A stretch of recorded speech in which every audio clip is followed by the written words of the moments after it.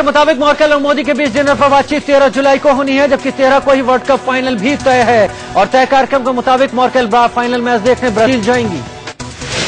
जिस समय world cup final चलेगा उस समय मोदी ब्रिक्स सम्मेलन में हिस्सा लेने के लिए रास्ते में होंगे। जर्मन चांसलर ने उन्हें जर्मनी में रुकने के दौरान डिनर का न्योता दिया था, जिसे मोदी ने स्वीकार कर लिया था। अमेरिका या लैटिन अमेरिकी देशों की यात्रा में अमूमन सभी भारतीय पीएम फ्रैंकफर्ट में रुकते हैं। फ्रैंकफर्ट में रुकने की दो वजह हैं। एक तो प्लेन में ईंधन भरा जाता है और रात में आराम भी कर लेते हैं। अगर मर्केल और मोदी का डिनर होगा तो मोदी का विमान बर्लिन उतरेगा। अगर डिनर रद्द हुआ तो मोदी का विमान फ्रैंकफर्ट में ही उतरेगा। जर्मनी की तरफ से हालांकि अभी तक इस डिनर को रद्द करने को लेकर कोई औपचारिक बयान जारी नहीं हुआ है। आज की दूसरी बड़ी खबर, बीजेपी के अगले अध्यक्ष के तौर पर आज अमित शाह के नाम का ऐलान हो सकता है। दोपहर 12:30 बजे राजनाथ सिंह प्रेस कॉन्फ्रेंस करेंगे, जिसमें अमित शाह के नाम का ऐलान होगा। इससे पहले बीजेपी संसदीय बोर्ड की बैठक होगी, जिसमें पीएम नरेंद्र मोदी के करीबी अमित शाह के नाम पर औपचारिक मुहर लगेगी। सूत्रों से खबर है कि आरएसएस ने भी शाह के नाम पर हरी झंडी दे दी, जिसके बाद अब बीजेपी उनके नाम का औपचारिक ऐलान करने वाली है। बीजेपी का मौजूदा अध्यक्ष राजनाथ सिंह के मंत्री बनने के बाद से ही नए अध्यक्ष की खोज शुरू हो गई थी। अध्यक्ष पद की दौड़ में अमित शाह के अलावा जेपी नड्डा भी थे, लेकिन पीएम मोदी के करीबी होने के चलते शाह शुरू से ही रेस में आगे थे। प्रधानमंत्री मोदी के करीबी सतीश उपाध्याय को दिल्ली बीजेपी का प्रदेश अध्यक्ष बनाया गया है। सतीश उपाध्याय मालवीनगर से पार्षद हैं और साउथ एमसीडी की स्टैंडिंग कमेटी के चेयरमैन हैं। अब खबरें बजट से जुड़ी। वित्त मंत्री अरुण जेटली आज लोकसभा में साल 2014-15 के लिए आर्थिक सर्वेक्षण पेश करेंगे। आर्थिक सर्वेक्षण से पहले फिक्की ने चालू वित्त वर्ष के दौरान आर्थिक वृद्धि 5.3% रहने का अनुमान लगाया है। फिक्की का मानना है कि इस साल सामान्य से कम मानसून रहने के अनुमान की वजह से आर्थिक वृद्धि दर में कमी आ सकती है। सर्वेक्षण में राजकोषीय घाटा 4.5% रहने का अनुमान लगाया गया है, जबकि चालू वर्ष के अंतरिम बजट में इसके लिए 4.1% का टारगेट रखा गया है। सर्वेक्षण में 2014-15 में औद्योगिक वृद्धि दर 3.1% रहने की संभावना है, जबकि कृषि क्षेत्र की वृद्धि दर 2.1% रहने की संभावना है। वहीं सेवा क्षेत्र में वृद्धि दर 7% रहने का अनुमान जताया गया है। वित्त के मुताबिक चालू वित्त वर्ष में मुद्रास्फीति सामान्य दायरे से ऊपर रहेगी। साथ ही अर्थशास्त्रियों का कहना है कि एल नीनो प्रभाव की वजह से मुद्रास्फीति पर दबाव बढ़ेगा। इसके अलावा फिक्की का कहना है कि सरकार को महंगाई से निपटने के लिए आपूर्ति बढ़ाने पर ध्यान देना होगा।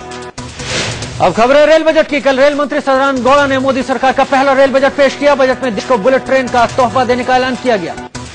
मुंबई अहमदाबाद रूट पर पहली बुलेट ट्रेन चलाई जाएगी।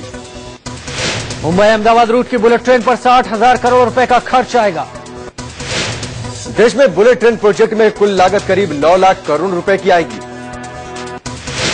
रेल बजट में दूसरा बड़ा ऐलान हाई स्पीड ट्रेनों का हुआ। रेल मंत्री सदानंद गौड़ा ने 9 रूटों पर हाई स्पीड ट्रेनें चलाने की घोषणा की। ये ट्रेनें 160 से 200 किलोमीटर की रफ्तार से दौड़ेंगी। जो 9 हाई स्पीड ट्रेनें चलेंगी उनमें दिल्ली से ही 5 चलेंगी। इनमें दिल्ली से चंडीगढ़, दिल्ली से आगरा, दिल्ली से कानपुर, दिल्ली से पठानकोट और दिल्ली से बिलासपुर के नाम शामिल हैं। दिल्ली से 5 हाई स्पीड ट्रेनों के अलावा 4 और ऐसी ट्रेनें चलेंगी। ये हाई स्पीड ट्रेनें चेन्नई से हैदराबाद, गोवा से मुंबई, मुंबई से अहमदाबाद और नागपुर से सिकंदर। दिल्ली से 5 हाई स्पीड ट्रेनों के अलावा 4 और ऐसी ट्रेनें चलेंगी। ये हाई स्पीड ट्रेनें चेन्नई से हैदराबाद, गोवा से मुंबई, मुंबई से अहमदाबाद और नागपुर से सिकंदराबाद के बीच चलेंगी। रेल मंत्री ने 58 नई ट्रेनों का ऐलान किया। इनमें 5 जनसाधारण, 5 premium, 6 AC, 27 express, 8 passenger, 5 demo और 2 मेमो शामिल हैं। इसके अलावा 11 ट्रेनों का विस्तार किया गया है। 5 नई जनसाधारण ट्रेनों में अहमदाबाद दरभंगा वाया सूरत मुख्य है। जयपुर मुंबई रूट भी जनसाधारण चलेगी। मुंबई गोरखपुर रूट से सहरसा आनंद विहार वाया मोतिहारी और सहरा अमृतसर जनसाधारण ट्रेन का ऐलान हुआ। रेल मंत्री ने 5 नई प्रीमियम ट्रेनों का ऐलान किया है। इनमें मुंबई सेंट्रल, नई दिल्ली, शालीमार, चेन्नई, सिकंदराबाद, निजामुद्दीन, जयपुर, मदुरई और कामाख्या बेंगलोर शामिल हैं। जिन 6 नई एसी एक्सप्रेस ट्रेनों का ऐलान हुआ, इनमें विजयवाड़ा नई दिल्ली रोजाना चलेगी। एलटीटी मुंबई से लखनऊ, नागपुर अमृतसर, नाहरलागुन नई दिल्ली, नागपुर पुणे और निजामुद्दीन पुणे के बीच साप्ताहिक एसी एक्सप्रेस ट्रेनें चलेंगी। रेल मंत्री ने पीएम नरेंद्र मोदी के संसदीय क्षेत्र वाराणसी का पूरा ख्याल रखा। नई दिल्ली वाराणसी एक्सप्रेस रोजाना चलेगी, तो वहीं अहमदाबाद से पटना वाया वाराणसी साप्ताहिक ट्रेन चलेगी। छपरा से लखनऊ वाया वाराणसी हफ्ते में 3 दिन चलेगी। मुंबई को रेल मंत्री ने एक्सप्रेस ट्रेनों का बड़ा तोहफा दिया है। इनमें मुंबई काजीपेट, मुंबई पालिताना, बांद्रा जयपुर, बीदर मुंबई एक्सप्रेस और एलटीटी मुंबई आजमगढ़ साप्ताहिक ट्रेनें शामिल हैं। रेल मंत्री ने साउथ का भी पूरा ख्याल रखा। बेंगलोर के बीच रोजाना एक्सप्रेस ट्रेन चलेगी। बेंगलोर शिमोगा एक्सप्रेस हफ्ते में 2 दिन चलेगी। अहमदाबाद चेन्नई एक्सप्रेस भी हफ्ते में 2 बार चलेगी। वैष्णो देवी के श्रद्धालुओं को भी रेल मंत्री ने तोहफा दिया। कामाख्या कटरा वाया दरभंगा एक्सप्रेस का ऐलान हुआ, जो सप्ताह में 1 बार चलेगी।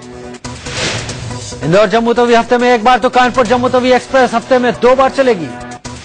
रेल मंत्री सदानंद गौड़ा ने चारों धामों को रेल नेटवर्क से जोड़ने की बात भी कही। केदारनाथ से बद्रीनाथ तक रेल लाइन बिछाने के लिए जल्द सर्विस शुरू करने की बात कही गई। रेल मंत्री ने ट्रेनों में खाने पीने का इंतजाम फौरन बेहतर करने की बात कही। रेल मंत्री ने कहा कि स्टेशनों और ट्रेनों में आरओ फिल्टर्ड पानी मिलेगा। मोदी सरकार ने हर स्टेशन पर लिफ्ट लगाए जाने की योजना भी बनाई। रेलवे की सफाई के लिए योजना बनाई गई है। 50 बड़े स्टेशनों की सफाई का जिम्मा प्रोफेशनल कंपनियों को सौंपा जाएगा। रेल लाइनों और अंडरपास और ओवरब्रिज का जाल बिछाए जाने की योजना है। पब्लिक प्राइवेट पार्टनरशिप के जरिए ओवरब्रिज बनाए जाएंगे और मानव रहित फाटक बंद किए जाएंगे। ई टिकटिंग सेवा हाईटेक बनाई जाएगी। अब हर मिनट में 7200 टिकट बुक कराने का इंतजाम किया जा रहा है। अब 1 मिनट में 2000 टिकट ही बुक हो पाते हैं। मोबाइल फोन और पोस्ट ऑफिस से सीधे टिकट बुक कराए जा सकेंगे। रेल मंत्री सदानंद ने ऐलान किया कि एयरपोर्ट की तरह 10 बड़े स्टेशनों का रखरखाव होगा।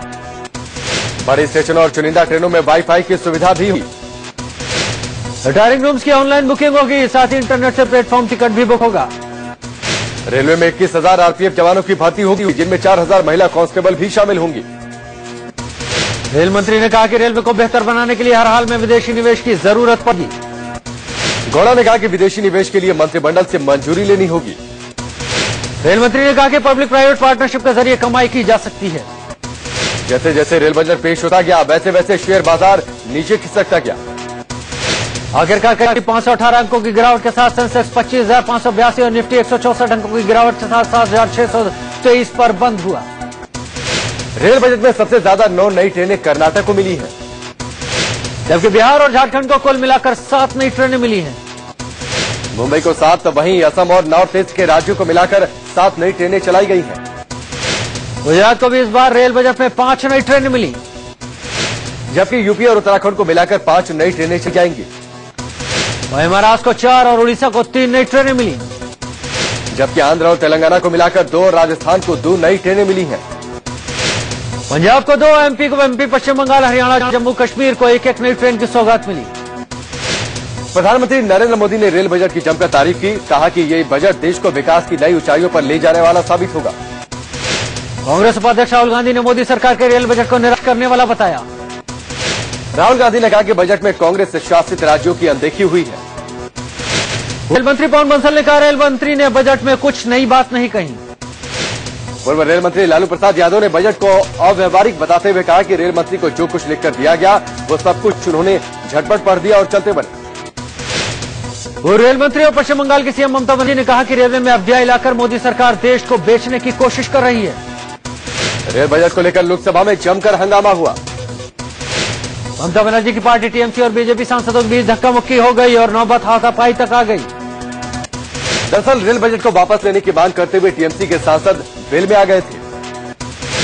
इन सांसदों ने सरकार के खिलाफ नारेबाजी शुरू कर दी। इसी दौरान बीजेपी सांसदों के साथ पहले कहासुनी हुई, फिर हाथापाई।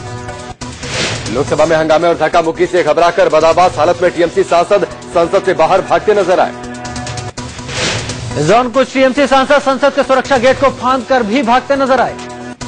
रेल बजट और लोकसभा में बदसलूकी के विरोध में टीएमसी सांसदों ने संसद परिसर में प्रदर्शन भी किया। मोदी सरकार के खिलाफ नारेबाजी करते हुए टीएमसी सांसद रेल बजट वापस लेने की मांग कर रहे थे। टीएमसी सांसद शताब्दी रॉय ने तो बीजेपी सांसदों पर गालियां देने और मारपीट की कोशिश का भी आरोप लगा दिया। संसद में इस हंगामे को टीएमसी सुप्रीमो और पश्चिम बंगाल की सीएम ममता बनर्जी ने दुर्भाग्यपूर्ण बताया। हालांकि ममता ने कहा कि अगर रेल बजट में बंगाल से नाइंसाफी हुई है तो फिर टीएमसी सांसद चुप कैसे बैठते। उधर लोकसभा में टीएमसी के हंगामे के दौरान अजीब स्थिति देखने को मिली। मार्शल ने लोकसभा चेयर कर रहे हुकुमदेव नारायण यादव को सलाह दी कि इन सांसदों का कुछ नहीं हो सकता, इसलिए सदन स्थगित कर दें। रेल बजट में बढ़ा हुआ किराया वापस न लिए जाने से भड़की कांग्रेस ने दिल्ली में जमकर हंगामा किया। रेल मंत्री सदानंद गौड़ा की कार रोककर कांग्रेस नेता मुकेश शर्मा ने कार्यकर्ताओं के साथ जमकर नारेबाजी की। कांग्रेस नेता मुकेश शर्मा इतने पर ही नहीं रुके, उन्होंने रेल मंत्री के घर के आगे लगी उनकी नेम प्लेट उखाड़ ली। मुकेश शर्मा ने नेम प्लेट जमीन पर पटक दी और उन्हें जूतों से रौंद डाला। बड़ी संख्या में कांग्रेस कार्यकर्ता हाथों में पोस्टर और बैनर लेकर रेल मंत्री के घर के आगे पहुंचे और नारेबाजी की। कांग्रेस कार्यकर्ताओं का कहना था कि बढ़ा रेल किराया वापस न लेकर रेलवे ने जनता से धोखा किया है। प्रदेश कांग्रेस अध्यक्ष अरविंदर लवली और मुकेश शर्मा सहित कई लोगों पर पुलिस ने मामला दर्ज किया है। लोकसभा में नेता प्रतिपक्ष का मुद्दा राष्ट्रपति भवन तक पहुंच चुका है। सोनिया गांधी ने कल राष्ट्रपति प्रणब मुखर्जी से मुलाकात की। कांग्रेस का साफ कहना है कि सबसे बड़ी विपक्षी पार्टी के नाते उसे प्रतिपक्ष पद पर उसी का हक है। कल कांग्रेस संसदीय दल की बैठक में भी नेता प्रतिपक्ष पद को लेकर चर्चा हुई। सोनिया, राहुल गांधी समेत कई वरिष्ठ नेता बैठक में शामिल हुए। लोकसभा में कांग्रेस के नेता मल्लिकार्जुन खड़गे ने नेता प्रतिपक्ष पद को कांग्रेस का कानूनी हक बताया, कहा 10% हिस्सा है यूपीए के पास। नेता प्रतिपक्ष पद को लेकर कांग्रेस सरकार के घमासान के बीच सरकारी सूत्रों से खुलासा, कांग्रेस को नहीं दिया जाएगा नेता प्रतिपक्ष का पद। अब खबरें क्राइम की। बिहार के नवादा से बीजेपी सांसद गिरिराज सिंह के घर से चोरी हुए कैश और जेवरात बरामद कर लिए गए। पटना पुलिस का दावा है कि 1 करोड़ 15 लाख का कैश और 600 अमेरिकन डॉलर जेवरात और कई सामान बरामद किए गए। पुलिस ने गिरिराज सिंह के बॉडीगार्ड कमल कुमार, नौकर लक्ष्मण, सुरक्षा गार्ड धीरेन्द्र और एक अपराधी दिनेश कुमार को गिरफ्तार किया। पटना के आनंदपुरी क्षेत्र के शिवम अपार्टमेंट में गिरिराज सिंह के फ्लैट से ये चोरी हुई थी। सोमवार को इस चोरी का पता लगाने के लिए पुलिस ने एक टीम का गठन कर मामले की जांच शुरू की थी। मंगलवार को पटना के पीर बहोर इलाके में पुलिस ने एक ऑटो में रखी बैगों की चेकिंग की तो चोरी हुआ कैश बरामद हो गया। पुलिस से पता लगाने की कोशिश कर रही कि पैसे कहां से चोरी किए गए, सांसद से कितनी रकम चोरी की गई थी। लोकसभा चुनाव में दायर हलफनामे में गिरिराज ने कहा था कि उनके पास तकरीबन 2 लाख की नकदी है। अब उन्हें पुलिस को बताना होगा कि उनके घर से 1 करोड़ से ज्यादा का कैश कहां से आया। इधर गिरिराज सिंह ने इस पूरे मामले को राजनीतिक साजिश बता दिया। गिरिराज सिंह ने कहा कि वो आज पटना में इस पूरे मामले का खुलासा करेंगे। दिल्ली से नोएडा और गाजियाबाद की सड़कों पर रात भर एक लड़की से चलती गाड़ी में गैंगरेप हुआ। सोमवार रात लड़की के बॉयफ्रेंड ने अपने 3 दोस्तों के साथ लड़की को अगवा किया, कार में बिठाकर जबरन शराब पिलाई, उससे गैंगरेप किया। लड़की के विरोध करने पर आरोपी ने उसे सिगरेट से जलाया, उसके प्राइवेट पार्ट में शराब की बोतल डाल दी। आरोपियों ने महिला का हाथ पैर बांध दिया, नोएडा सेक्टर 62 के पास उसे फेंक कर फरार हो गए। महिला कई घंटे तक सड़क पर मदद की गुहार लगाती रही। एक राहगीर ने उसके हाथ पैर खोले, पुलिस को कॉल की। मौके पर पहुंची पुलिस काफी देर तक सीमा विवाद में उलझी रही। बाद में एक आरोपी को गिरफ्तार किया गया। यूपी के अलीगढ़ में एक दारोगा और उसके 2 साथियों पर थाने के अंदर लड़की से गैंगरेप का आरोप लगा है। पीड़ित के घर वालों का आरोप है कि उसने नशीला इंजेक्शन लगाकर वारदात को अंजाम दिया गया। दिल्ली ग्रेटर कैलाश में घर में घुसकर एक बुजुर्ग महिला की गला दबाकर हत्या कर दी गई। पुलिस ने घर के नौकर को गिरफ्तार कर लिया है। सूत्रों के मुताबिक नौकर ने हत्या की बात कबूल कर ली है। सूत्रों के मुताबिक महिला की हत्या से पहले यौन उत्पीड़न किया गया था। नौकर ने पुलिस के सामने कबूल कर लिया है। आज महिला का पोस्टमार्टम किया जाएगा, जिसके बाद पुलिस पूरे मामले से पर्दा उठाएगी। दिल्ली में बिजली के मीटर की रीडिंग लेने के बहाने घर से बदमाशों ने एक महिला के साथ रेप की कोशिश की। महिला ने शोर मचाया तो बदमाशों ने महिला को चाकू मारा, शरीर पर कई जगहों पर काट भी दिया। स्थानीय लोगों ने 2 बदमाशों में से एक को पकड़ लिया, जबकि दूसरा फरार हो गया। दिल्ली के रोहिणी में नाले में बोरे में बंद युवक की लाश मिलने पर हड़कंप मच गया। शव एक बोरे में बंद था, शव की शिनाख्त नहीं हो पाई। पुलिस मामले की जांच में जुटी है। दिल्ली के जगतपुरी में पार्क में खेलने गए 9वीं क्लास के एक छात्र की करंट लगने से मौत हो गई। पार्क में लगे पोल में करंट आने से हादसा हुआ। पुलिस ने केस दर्ज कर लिया है। फांसी लगा दी। दरअसल पुलिस ने बाइक चोरी के आरोप में उसकी पिटाई की थी, जबकि पीड़ित का कहना था कि ये बाइक उसी की है। कानपुर में एक ट्रेन में एक व्यक्ति की लाश मिलने से सनसनी फैली। बिहार से आ रही ब्रह्मपुत्र मेल के एस1 बोगी में एक यात्री की संदिग्ध हालत में मौत हो गई। उसका सारा सामान भी गायब था। यूपी के सहारनपुर में गलत इंजेक्शन लगने से एक लड़के की मौत के बाद इलाके में सनसनी फैल गई। मृतक के घर वालों का आरोप है कि डॉक्टर ने एक्सपायरी इंजेक्शन लगाया, जिसकी वजह से लड़के की मौत हो गई। अब खबरें बाढ़ और बारिश की। देहरादून के आसपास के क्षेत्रों और पहाड़ी इलाकों में भी जोरदार बारिश से कई नदियों में बाढ़ का खतरा पैदा हो चुका है। असम के ऊपरी पहाड़ी इलाकों में लगातार बारिश हो रही है। बारिश के कारण ब्रह्मपुत्र नदी में बाढ़ आ गई। ब्रह्मपुत्र नदी में बाढ़ की वजह से अरुणाचल प्रदेश के निचले इलाकों के तकरीबन 30 गांव डूब चुके हैं, जबकि 20,000 लोग इससे प्रभावित हैं। अरुणाचल के कई जिलों में भारी बारिश के बाद लैंडस्लाइड जारी है। लैंडस्लाइडिंग की वजह से रास्ते टूट चुके हैं।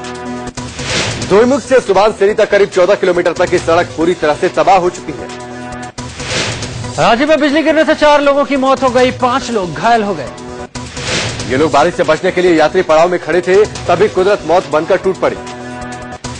बिहार के नालंदा के सरमेरा में धनाइन नदी में एक नाव डूब जाने से नाव पर सवार एक छात्रा की डूबने से मौत हो गई।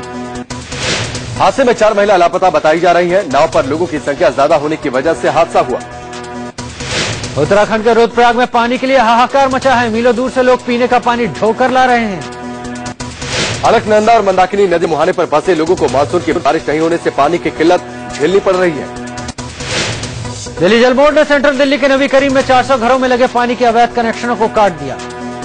पानी का कनेक्शन कटने से गुस्साए लोगों ने जल बोर्ड और सरकार के खिलाफ नारेबाजी की। हवारे की जेल में बंद सहारा प्रमुख सुब्रत राय की पत्नी सपना राय और बेटे सुशांत राय ने मकदूनिया की नागरिकता ले ली है। बताया जाता है कि सुब्रत राय कई बार मकदूनिया के राजकीय अतिथि भी रहे हैं। माना जा रहा है कि काले धन के खिलाफ केंद्र सरकार की मुहिम को देखते हुए कई उद्योगपति मकदूनिया की नागरिकता लेना चाहते हैं। मकदूनिया की सरकार ऐसे किसी भी शख्स को नागरिकता देने के लिए तैयार है जो वहां कम से कम 4 लाख यूरो का निवेश करे। इसके अलावा जो विदेशी यहां 40,000 यूरो से ज्यादा रियल एस्टेट में निवेश करते हैं उन्हें मकदूनिया में 1 साल रहने का अधिकार मिल जाता है। केंद्र सरकार ने 1962 के भारत चीन जंग पर अति गोपनीय हेंडरसन ब्रुक्स रिपोर्ट जारी करने से इनकार कर दिया। रक्षा मंत्री अरुण जेटली ने कहा कि हेंडरसन ब्रुक्स रिपोर्ट को पूर्ण या आंशिक रूप से जारी करना राष्ट्र हित में नहीं होगा। चीन के हाथों हार के बाद भारतीय सेना की पहल पर तत्कालीन लेफ्टिनेंट जनरल हेंडरसन ब्रुक्स और ब्रिगेडियर पीएस भगत ने यह रिपोर्ट तैयार की थी। ओडिशा के चांदीपुर में सुपरसोनिक क्रूज मिसाइल ब्रह्मोस का सफल परीक्षण किया गया। ये मिसाइल 200 किलोग्राम विस्फोटकों के साथ 90 किलोमीटर तक मार करने में सक्षम है। 9 मीटर लंबी और लगभग 3 टन वजन की यह मिसाइल 14 किलोमीटर की ऊंचाई तक ध्वनि की दोगुनी गति से उड़ सकती है। अब खबरें विदेश की। अमेरिका ने आईएसआईएस के आतंकी सरगना बगदादी के वीडियो को सही बताया है। अमेरिकी विदेश मंत्रालय के प्रवक्ता जेन साकी ने कहा कि वीडियो पर संदेह का कोई कारण नहीं। जेन साकी ने कहा कि आईएसआईएस से निपटने के लिए हमारे पास कई विकल्प हैं। अमेरिका सभी पक्षों पर विचार कर रहा है।